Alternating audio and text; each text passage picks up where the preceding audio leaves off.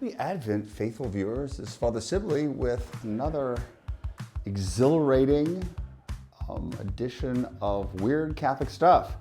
And so we're looking forward to Christmas. So I want to talk today about Christmas traditions throughout the world. And one of the most intriguing, sort of strange one is the character in many of the Eastern Alpine countries in Europe called der Krampus, the Krampus, who is this sort of half goat, half man, really scary monster figure, often with big horns, who is sort of the counterpart to St. Nicholas. St. Nicholas, of course, Santa Claus, who comes to bring gifts for the kids who are good.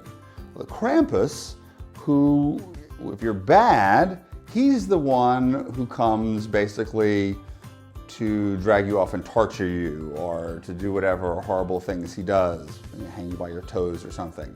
Now, some of the legends go that the Krampus walks with and hangs out with St. Nicholas, and others that he goes separately.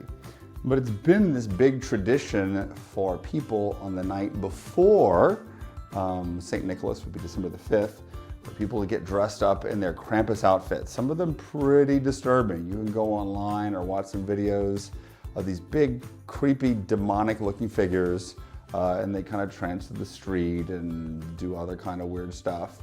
But again, kind of like, it's like the big, scary version of the elf on the shelf. The elf on the shelf is like, hey kids, let's behave, or this elf is going to report back to Santa Claus. Here, hey kids, behave, or this big goat-like demonic creature is going to come from the underworld and snatch you away. Basically keeping kids in Eastern European countries behaving well for many, many years. Now, in popular culture, over the course of the past several years, there have been different movies, horror comedy films called The Krampus. I've not seen any of them. Got terrible reviews on Rotten Tomatoes. Why don't you just stick with Elf? Much better for giving you that Hollywood cheer. But that is one of the strange Christmas traditions, sort of showing this incarnational aspect. Christmas is not just something spiritual, but we prepare for it.